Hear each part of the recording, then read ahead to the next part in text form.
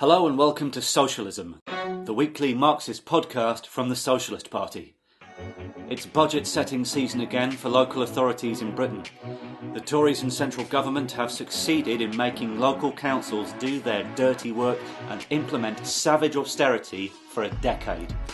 In fact, so successful was this strategy that the lack of any practical distinction between Labour and Conservative at a local level was a significant factor in Jeremy Corbyn's general election defeat in December.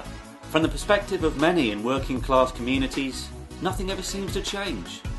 So why bother voting for Labour? But the general election is behind us for now. Prime Minister Boris Johnson claims austerity is over, but local government gives the lie to that. Council jobs and services are utterly threadbare, and there is major economic uncertainty ahead. So councillors have a choice not to make more cuts.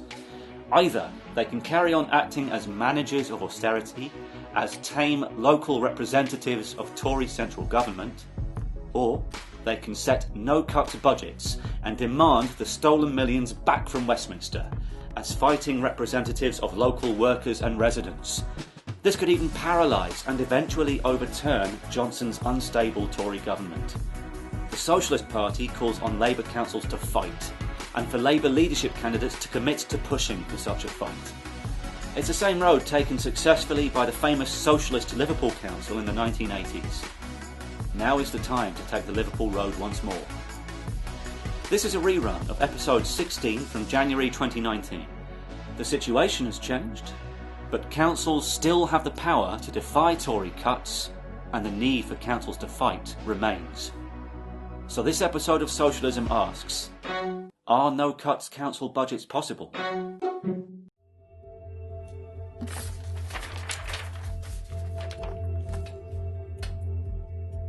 Okay, I'm here today with Clive Kirk, who is a member of the Socialist Party's Executive Committee, who we've spoken to on the podcast before. Hi, Clive. Hi. And today we're going to be talking about the issue of council cuts and what local councils could do, particularly the idea of no-cuts budgets that the Socialist Party has raised. And this is an issue that the Socialist Party is kind of known for putting a lot of emphasis on, isn't it? On the issue of cuts being made in local government and this idea of no cuts budget. So why do we think it matters so much? Well, firstly, the first point to make really is that councils are responsible for nearly 1/4 of all public spending. So the council budget setting meetings that would take place in the next few weeks, they will directly affect the level of services for adults and children's social care, housing, education, recycling and waste collection, Sure Starts children's centres, local welfare schemes, public health spending, funding for women's refuges, libraries, youth centres, public transport, museums, parks, leisure facilities, highway maintenance, street lighting, pest control, trading standards, fire services, planning, regeneration. It's a bit like the scene in Monty Python's Life of Brian when what have the Romans ever done for us? And then they have a debate about it and list all those. And that's, so even just at that level alone, local councils are the local states. And by the way, that doesn't account for the indirect relationship they have with other public services. You take the NHS, for example, the problem of so-called bed blocking, which is a bad phrase, but the idea that people who are well enough to be discharged but they can't be discharged because there's a lack of support at home, that's directly linked to the crisis, the underfunding of adult social care, or even things like universal credit. I mean, you apply for universal credits via the DWP, but in 2013, councils were given responsibility from the DWP for social fund emergency payments, and some of them have set up schemes to provide money for stepping in during the gap between applying for universal credits and the first payments. Now that's totally inadequate what they've done, but it does show the potential role that councils could play in resisting austerity. They are the local state, which the working class movement has always tried to utilise for its own purposes. Just as an aside, the first ever real Labour representatives, political representatives in Britain, or as political representatives of the Labour movement, were actually candidates put up by local trades councils for election to the schools boards that was set up by the 1870 Education Act. In other words, local government has always been an arena for the class struggle, and today there are 125 Labour-controlled councils across Britain, and potentially they could be a powerful counterpower to the Tory government and help bring down its demise. And in a sense, this idea that we raise has become more important since the election of Jeremy Corbyn as Labour leader, hasn't it?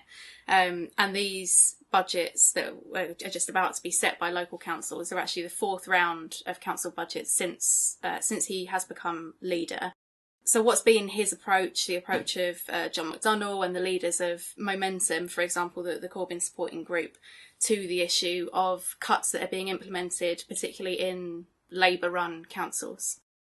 The problem has been is that Labour councillors have always been a stronghold, of the supporters of Tony Blair and the Labour right wing, the Blairites, in other words, who are committed to a defence of capitalism. They see the market economy as the only way to organise society, in their view. And they haven't been prepared, as you'd expect, to resist the demands from the Tories for cuts, but also actually for the privatisation of public services, the PFI deals, outsourcing to private contractors, and so on. And there are over 7,000 Labour councillors in Britain. And just to give an example, only 400 came out in support of Jeremy Corbyn when he first stood for leader in the summer of 2015.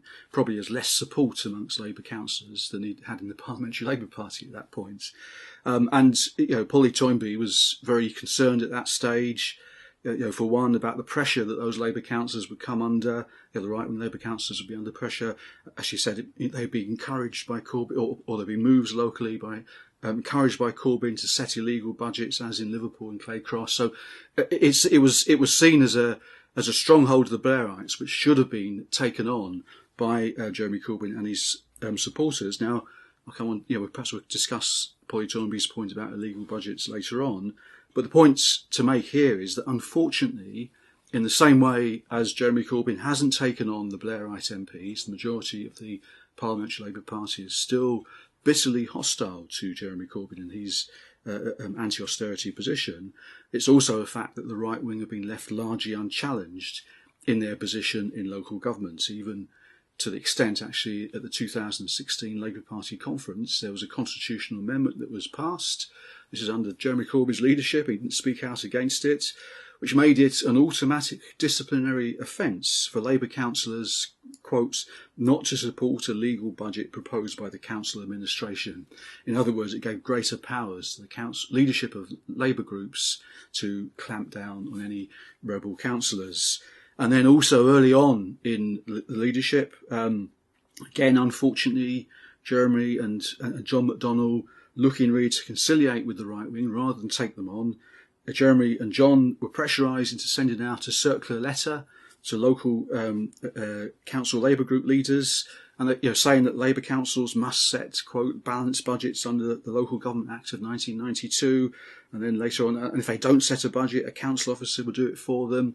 There is no choice for them anymore, the letter said, and unfortunately, that's been used by right-wing Labour councillors up and down the country to justify continuing with the austerity policies of cuts, privatisation and so on.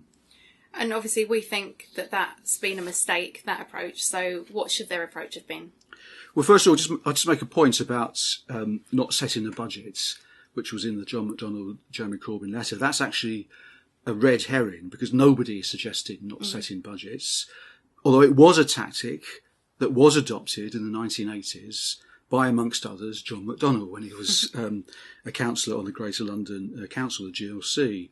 Now, we don't advocate such an approach. We didn't advocate it then and we don't advocate it now. At that time, in those debates in the 80s, we said it was better for councils to set what was termed a deficit budget, which means agreeing to spend what is needed, but not raising the rates, which was the equivalent of the council tax at the time, above the cap that was set by central governments, and instead demanding that the government reverse their cuts to local council funding and made up the deficits. And that showed, we thought, in concrete figures, how much the government under Margaret Thatcher was stealing from local people. There was less room for confusion on what was at stake and who was responsible than there would have been if the council just not set a budget at all, or not set a rate at all. And also it bought some time for the councils if they took that road, because a rate would be set and money would be coming into the council, and it allowed the time to build up the campaign. So as I say, the point about not setting the budget in the John McDonnell, Jeremy Corbyn letter is a red herring, but they are right when they say that local government legislation now says that councils must set a balanced budget. They can't set a deficit budget, in the sense that if a deficit budget is passed, which it can't be in that sense, was if planned expenditure doesn't balance with projected income, council tax bills can't be sent out by council staff, and council staff can't spend money. But then the issue is, well, what is a balanced budget? A council can balance its budgets by using its reserves and by borrowing, both of which councils are illegally able to do. Now, that wouldn't avoid a confrontation with the government, because council borrowing ends up on the national public borrowing figures, so it's part of becomes part of the national deficit. But the point I'm making is that it shows the potential role that Labour councils could play in resisting austerity. There are 125 Labour-led councils in Britain, excluding bodies like the Greater London Authority or the Far Authorities that Labour controls and so on. They control budgets with a combined total of about 80 billion, which means they're bigger than some countries. In fact, Labour council land, if you want to call it that, has a combined spending power greater than the GDP of 9 EU countries and the national state budgets of 16. And they have usable reserves of 14 billion at the present time. So the potential is there to resist. And really, John McDonnell could help it along enormously by pledging that when he becomes Chancellor, he will replenish any reserves that councils use, or underwrite any borrowing that they make now to avoid making cuts now. And that's the type of policy that could actually transform the situation, both in terms of local government, but also open up a new front against the May government. So I think there are two kind of criticisms of this strategy that are made that it would be good if you could respond to. Mm-hmm. One is people claiming that by making these points about Jeremy Corbyn and John McDonnell not taking this approach and that being mistaken, that we're undermining their kind of left leadership of Labour. And related to that, in a way, that we should be concentrating our fire on the Tories and what they're doing nationally, and on the national cuts to the NHS and so on. Although I think that the point she made at the start about how many public services councils are responsible for are a big part of the answer to that. Well, first of all, if John McDonnell was to make a pledge that he would replenish, when he comes to power, he would replenish any reserves that a council has used to avoid making cuts now, or underwrite any borrowing that they had made to avoid cuts, that would actually have the potential to split the Tory party, because obviously he wouldn't be making that pledge just for Labour-controlled councils. It means that Tory councillors have also faced the consequences of cuts in central government funding in local councils. It's been cut. The central government fund has been cut by about 16 billion. Since 2010, and Tory-controlled councils have been affected as well, and that would, and even Tory councillors don't, oppose a free lunch, or some of them do ideologically, but generally speaking, it would cause splits even there. So in that sense, it would undermine completely the Tory government. So it's not undermining Corbyn; it's undermining the Tories. But secondly, while working class people do distinguish between the actions of their local Labour councillors and Jeremy Corbyn's anti-austerity message, and that's clear, I think. There is a greater fluidity in political attachments in this period, in this era, really, compared, for example, to the post-war period, which was obviously underwritten by the boom. And the loyalty, in particular working class people's loyalty to the Labour Party, was underwritten by the fact that that the Labour government had created real gains: the NHS, mass council house building, comprehensive education, the welfare state. You could see it. That's what that was identified with the Labour Party. That's lost. That's not here in this current generation. And Jeremy Corbyn has been leader of the Labour Party for 3.5 years. And the fact is, the lived experience of many people living under local Labour councils is that they're carrying out Tory cuts, or they're carrying out cuts, services are running down, there's inadequate services and so on.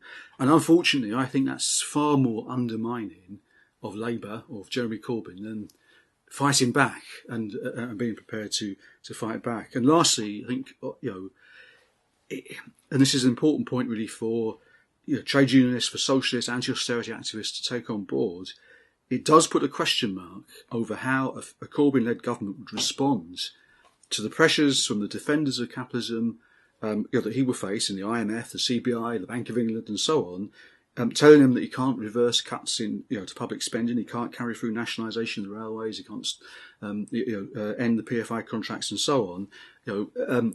If he's in power, it raises a question mark. If he can't take on Blairite defenders of capitalism in their local town hall, what's he going to say when the IMF come knocking on the door? So it's an issue that we have to take on board, partly in order to build up our forces, the forces of the trade unions, working class movement, socialists, to prepare the labour movement to resist the pressures that a Corbyn-led government would face. So then, in terms of people might ask, has this been done? Is it possible? What are the examples we give? We often refer to the example of Liverpool in the 1980s. Can you kind of give us an overview of what happened there? Well, actually, probably Liverpool should be the subject of a separate podcast at some point, I think, because it was an experience that was very rich in lessons. Really, if you think about it, here we had the Socialist Party, or then we were known as the militant tendency within the Labour Party, in effect, in the political leadership, in power, holding power in the 7th or 8th biggest city in Britain, from the victory of the Labour councillors in May 1983 council elections, when they defeated the Liberal Tory coalition in Liverpool, until 1987 for that 4-year period. We worked with others, absolutely. There were in fact only ever 11 members of militant out of the heroic 47 Liverpool Labour councillors who defied Thatcher. And the struggle wasn't just in the council chamber. In fact, on the contrary, really, I think you have to say that it was the mass campaign was the key to the success in Liverpool, even from before the victory of the council. When there was, for example, the occupation of Croxteth Comprehensive School in 1982, there was a one-day citywide strike against privatisation, even before the Labour group won a majority on the council in May 1983. And then you had, again, part of the mass campaign, the one-day strike in support of the council's deficit budget proposal in March 1984, with 50,000 people marching to the town hall in support of them setting the deficit budget. Now, that sounds incredible. When going back to your first question, why is local government important? Well, when 50,000 people were prepared to march, in support, that shows how it could be important. And then you had even things like the mass meetings at the district Labour Party. It was a mass body with delegates, from literally from workplaces, from local Labour parties, from the Labour Party women's sections, the youth section, but the trade unions at the core of it. And that body debated and decided on all the key council tactics, and therefore instructed the Labour group. So the Labour group was accountable to the district Labour Party. And the concrete record is there in terms of 5,000 new homes that were built during that period of 4 years, more than the number of council homes built by all other Labour councils at that time. There were more apprentices started in Liverpool in the 4 years than had been started in the previous 40 years in the city. There were 6 new nursery schools built. There was new sports centres built. And in the first year of the struggle, in 1984, the council actually forced Margaret Thatcher, the Iron Lady, to give an extra £60 million to the city to help fund its budget to transform the city. Okay, but then in terms of where that struggle ended up, I think some people, and to be concrete about it, I think some people who start from the point of view of no cuts budgets not being possible, of wanting to argue against the strategy that we're putting forward, but also some people who have genuine concerns about councils, the idea that councils should be responsible, would point out that in the end the Liverpool councillors were defeated, they were removed from office, and they were surcharged for that stand that they took. Why wouldn't the same happen again if councillors attempted the same kind of strategy now? Well, again, that's interesting. That first of all, the victory over Margaret Thatcher in 1984, which, as I said, won the city an extra £60 million in funding, did give impetus to the campaign for other councils to defy the Tories, so that in 1985 Liverpool was joined by 21 other councils, Labour councils, who wanted to take on the Tory government. Now, against our advice, and we lost the vote, but we wanted to keep the unity of the 21 councils, they adopted the no rate, don't set a budget tactic, which I referred to earlier. And that did include, as I say, John McDonnell, I think was the finance chief of the GLC, which at that point was under the leadership of Ken Livingstone. And by the way, other council leaders involved in that joint campaign were David Blunkett, leader of Sheffield Council, Margaret Hodge was leader of Islington Council at that time, Graham Stringer, who's still a backbench Labour MP, was leader of Manchester Council, and so on. So there's 21 councils that are involved on that strategy of not setting the budget, not setting the rates.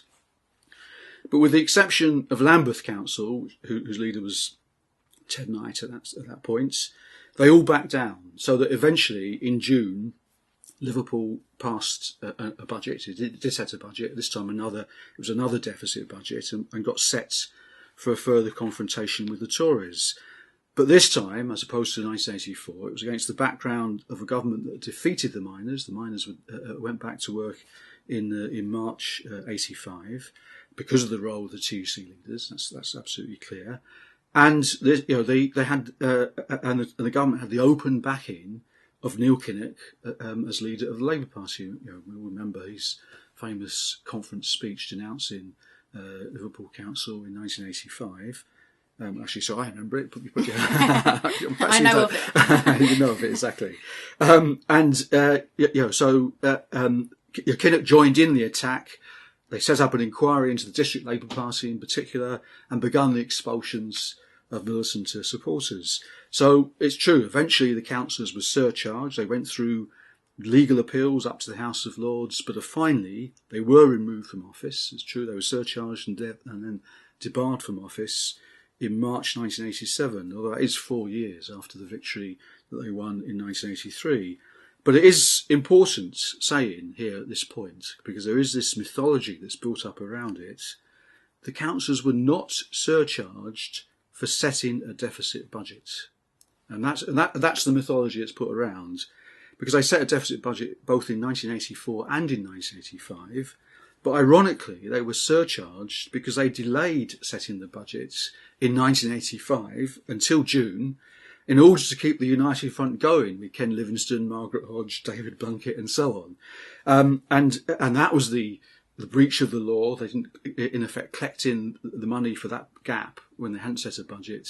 That was the issue that they breached the law on. And they were surcharged for. Now, how does that relate to today? As I said earlier, nobody, we didn't argue for that in the 1980s, and we're not arguing for it now, and nobody, as far as I'm aware, is arguing that councils shouldn't set a budget, except perhaps in John McDonnell's letter, or in fact that to set a deficit budget, because as I explained, because of the local government legislation that's been introduced since the 1980s struggles, it means that council tax bills couldn't be issued if a deficit budget was set, and council staff couldn't authorise expenditure. So, the strategy today is, that we argue for, is that councils should set no cuts budgets balanced by using reserves and borrowing, both of which councils are legally able to do. But it's not the case that there would be no obstacles in the way of this strategy, is it? Yeah. Despite despite those points you just made. So what obstacles would a council face in trying to pass a no-cuts budget today? Well, councils do have powers to borrow, and there's two types of borrowing they can do, either with government permission or backed by government grants, and that's known as supported borrowing, or through what is known as prudential borrowing. Another term for that is unsupported borrowing, which is financed in terms of meeting the interest payments and repayments over 20 years, 25 years or whatever, purely from the council's own resources. So it's not backed, underwritten by government grants or permission. Now, when a council, but they can do that, they can borrow in that way. Prudential borrowing is perfectly legal. Now, when a council borrows, and by the way, councils across Britain last year borrowed over £6 billion, not last year, 2016. I haven't got the figures for the last financial year. But when a council borrows, it has to legally identify how the interests and repayments will be financed. Although legally only for the first year, because each budget is set each year. So it's not a thing you'd advise necessarily, but that's their legal requirement to show how the repayments and interest will be paid off in the first period of the loan, and the borrowing. And that borrowing can be financed by using council reserves. As I said earlier, Labour councils have £14 billion of usable reserves. They could borrow with that enormous sums, actually. And council reserves, by the way, are things which are your money the council's put aside. It's held in the council accounts for possible future expenditure, so-called rainy days funds. And often, by the way, I know from experience in Lewisham, we had two councillors. It was part of it was future flood defence funds. So it actually was for rainy days, but those reserves can be drawn on. There's unusable reserves which are legally committed to things like pension repayments, but there are usable reserves, and that's the figure of 14 billion usable reserves. Was usable reserves which we gave earlier. Now, all council budgets have to be scrutinised by the council's chief financial officer. It's a legal, a senior legal officer in a council, and they make a legal notice, what's known as a Section 26 notice, on whether the budget is viable in their opinion. And as I mentioned earlier, we had two Socialist Party councillors in Lewisham, until 2010. And we produced an alternative budget proposing prudential borrowing funded by the use of reserves. And the chief financial officer produced a report. She couldn't say it was illegal, but she strongly advised that it would cause problems for future years' budgets. It wasn't an advisable use of borrowing powers, and it kept on hammering home it wasn't sustainable in the long term, and so on. And that would be the first obstacle. The chief financial officer issuing their Section 26 notice on the no cuts budget. But let's be clear about this. The legislation does say, and it's absolutely clear, quote, councillors have a duty to determine whether they agree with the chief financial officer's statutory report, issued under Section 26 of the 2003 Local Government Act. If you think about it, that also means that councils have a duty to determine whether they disagree with the chief financial officer's reports, and that's what we're saying that Labour councillors should be doing. They should be disagreeing with those, that advice, and setting no cuts budgets. What could happen then? Well, there are lots of details that we could explore. Perhaps we should have another podcast, on everything you want to know about local government finance, but we're afraid to ask at some point. We'll think about it. Perhaps not. Okay, but broadly. The point in Jeremy Corbyn and John McDonnell's letter was right. This is for after a no-cuts budget has been passed. So think that through. A no-cuts budget has been passed in the council chamber. This course of defiance has been set. At that point, there could be, as they say, and this is the 3 points they raised, complaints against councillors under the Code of Conduct, a judicial review of the council, or ultimately government intervention by the Secretary of State. Those are the three future obstacles. Okay, and what could be done to overcome those? Well, let's go through them. Firstly, complaints against councillors under the Code of Conduct, which is a thing which every councillor has to sign once they're elected. A bit like MPs have to swear loyalty to the Queen and her heirs. Our comrades did, Dave Nellis, Terry Fields and Pat Wall, in order to swear loyalty to the to preserve the personage of the royal family and so on. So it is a piece of paper in that sense. Yeah. But nonetheless, you have to, it does have a legal weight, because if you breach it, then there are consequences. But again, let's not exaggerate these. Before 2011, if you breached the Code of Conduct, it was you risked being referred to a national standards board. And that could lead to a councillor being disqualified from office for a maximum of 5 years. Not fines, not surcharges. Surcharge has been abolished in the 2000 Local Government Act, unless it's for corrupt practices. So not surcharged, but disqualified from office. And actually, that's what faced Ken Livingstone in 2005 when he was the independent mayor of London, and he made that, he made that comment to an Evening Standard journalist, "You're just like a concentration camp guard," and so on. And he was brought before the Standards Board, and he risked the possibility of being disqualified from office. But the Standards Board was abolished by the Condems, the Conservative Liberal Democratic Coalition, in the Localism Act in order to save money. So, and by the way, why wouldn't they do that? The Localism Act has lots of things like that because Labour was safe under New Labour, under Tony Blair. Labour councils weren't defined the government, so why not give them the full responsibility for the acts at the local level? But so they abolished the Standards Board, and now a complaint has to be considered by the council itself, quote, "in any way the authority sees fit." That's what the legislation says. Which, if you think about it, is nothing really, because if the Labour Council was committed to resisting the cuts, it's not going to disqualify itself, really, is it? Generally speaking, so really the code of conduct threat, which John Law and Jeremy Corbyn talk about, that mechanism is for individual cases of misconduct, not for collective defiance. It's a non-issue, bluntly, if that's raised. What about a judicial review? That's the second one. Well, again, in their quest for savings, the Condems abolished the Audit Commission, which was the body that previously appointed district auditors who had the power to seek a judicial review of particular items in the council budget. Now councils appoint their own auditors, and there's only been one public interest report issued against a council because they want to keep their clients, the big audit companies. And by the way, that was just quite recently over Birmingham Council and their projections over the costs of the 2022 Commonwealth Games in the city. So there's been one public interest report that's been issued against councils. So there isn't a lot of enthusiasm by accountancy companies to lose their clients. And by the way, there is this blog called Room 151, which is reference to the local Section 151 of the Local Government Act for local government enthusiasts. Could be no less than that.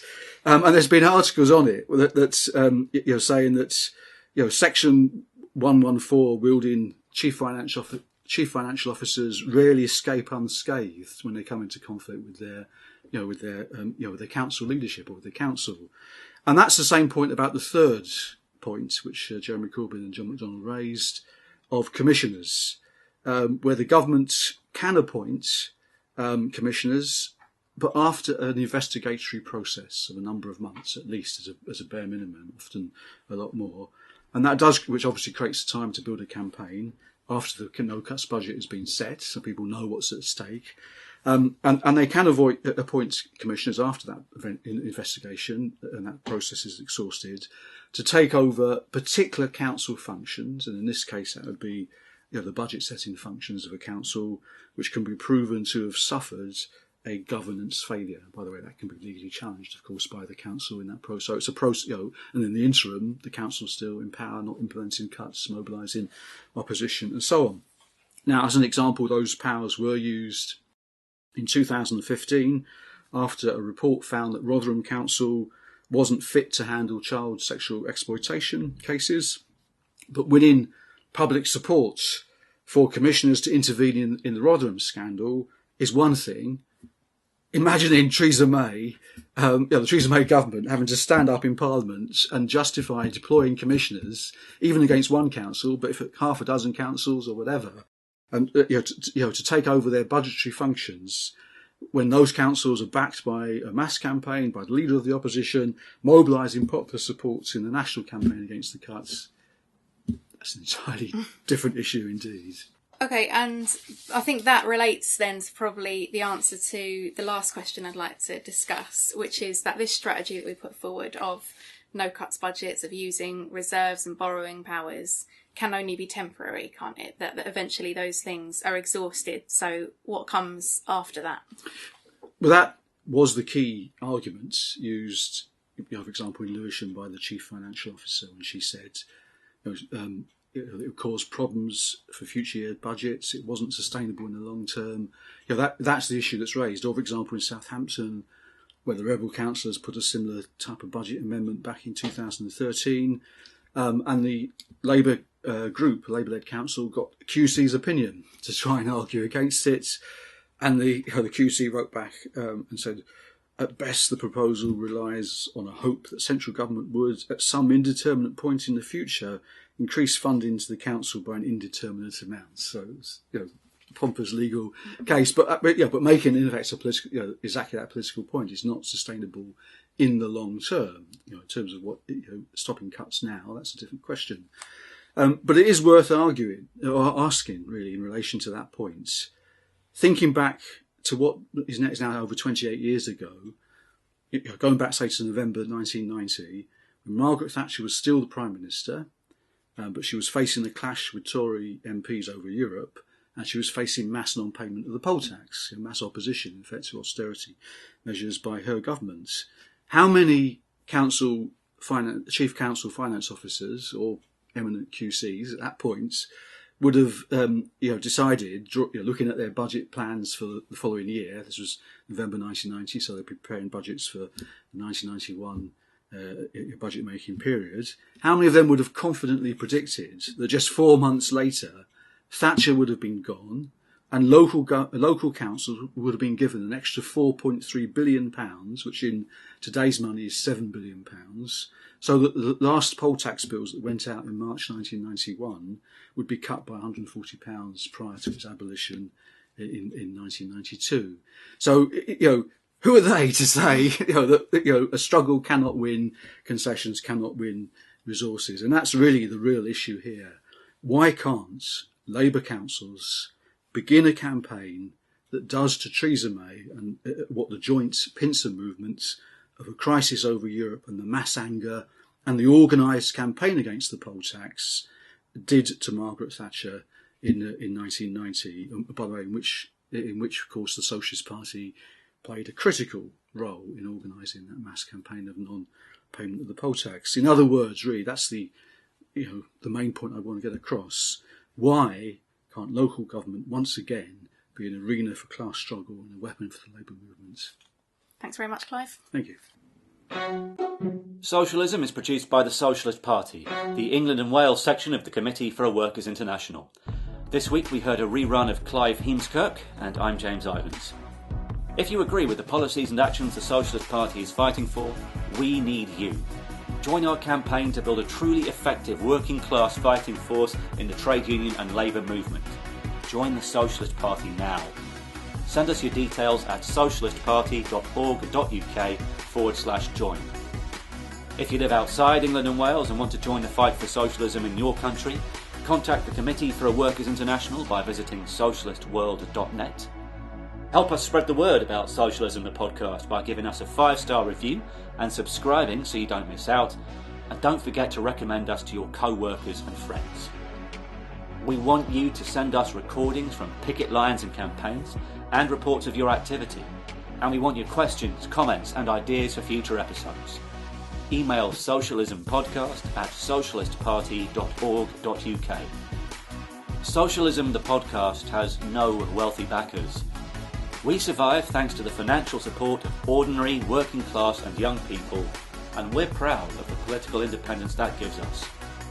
If you like what you hear, help us take the fight to big business. You can make a regular donation or a one-off payment at socialistparty.org.uk/donate. Until next time, solidarity.